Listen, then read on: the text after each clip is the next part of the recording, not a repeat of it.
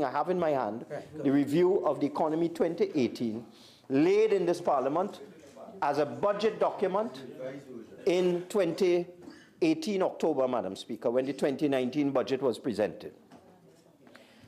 On page 100, Madam Speaker, there's Appendix 21. Now, Madam Speaker, if you go back into the reviews of the economy 2017, 16, 15, 14, 13, 11, 12, go all the way back, you will see an appendix in these documents that is entitled Central Government Revenue. And on page 100 of the review of the economy, which every member on that side has a copy of, especially the member for Siparia, because the member for Siparia made the response to the budget in October 2018. On page 100, it states as follows. Appendix 21, taxes on incomes and profits. Madam Speaker, I know you tell me to talk to you, but it's a constant shouting over there. Okay, honorable members, I understand that the member for Diego Martin notice, generally creates some excitement when he speaks, but I'd ask members to please comply with Standing Order 53. Please Thank you, Madam Speaker. On page 100 of the Review of the Economy 2018, Appendix 21, none of the figures in here were challenged by members opposite during the budget debate. Not one. They agreed with these figures.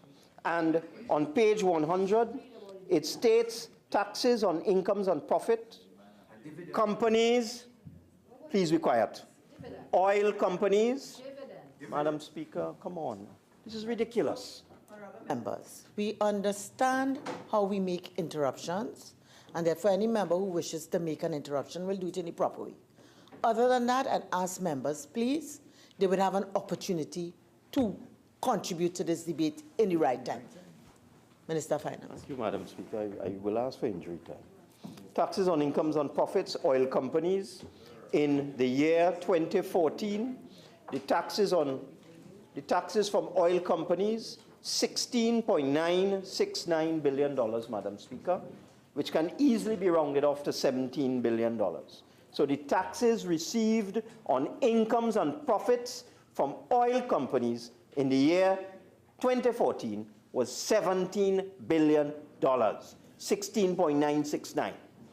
And in the year 2016, fiscal 2016, using the same line in the same appendix on the same page in the same document, taxes on incomes and profits from oil companies, $1.036 billion.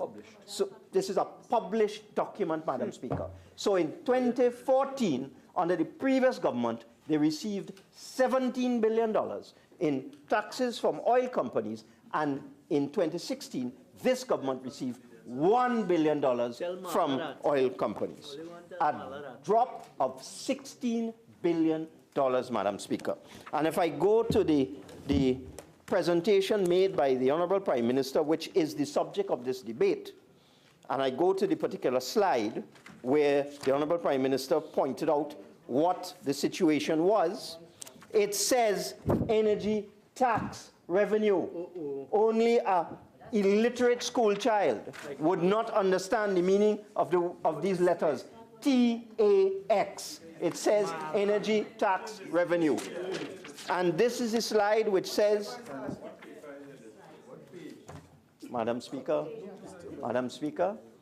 in this presentation from the Prime Minister, on the slide that deals with what happened to energy tax revenue, the word tax is clearly stated, Madam Speaker. It is stated at the top, it is stated at the bottom.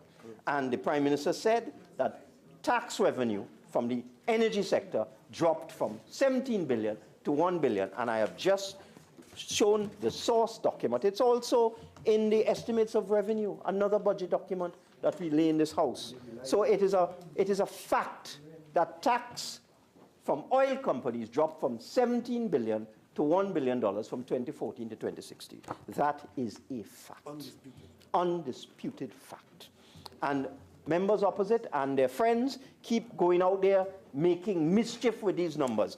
These numbers are exact numbers, Madam Speaker. So let's debunk that mischief once and for all.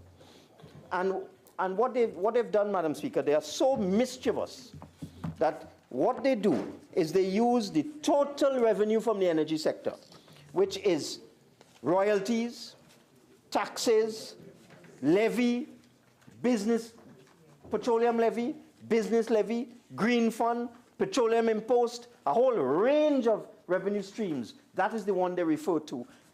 And they mislead the population by pretending that the Prime Minister did not refer to taxes.